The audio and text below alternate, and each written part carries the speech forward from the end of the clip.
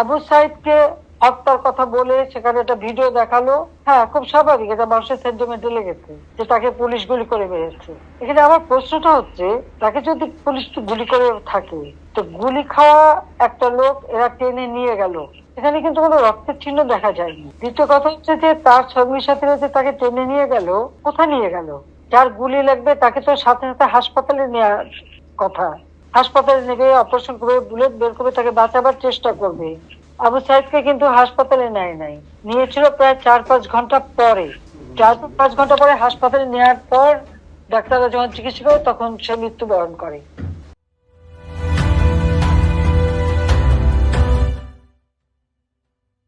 তার মাথায় আর একটা ভিডিওতে দেখা গেছে তার মাথা, ওরা যখন পুলিশকে ঢিল মারছে, সেও পুলিশকে মারতে মারতে এগিয়ে যাচ্ছে, তার মাথায় একটা ঢিল এসে পড়ে, সে মাথায় হাত দেয়। তাহলে প্রশ্ন যে এই একটা সেন্টিমেন্ট তুলে তারা যে এতগুলি জীবন নিয়ে খেললো, এর জবাব কে দেবে?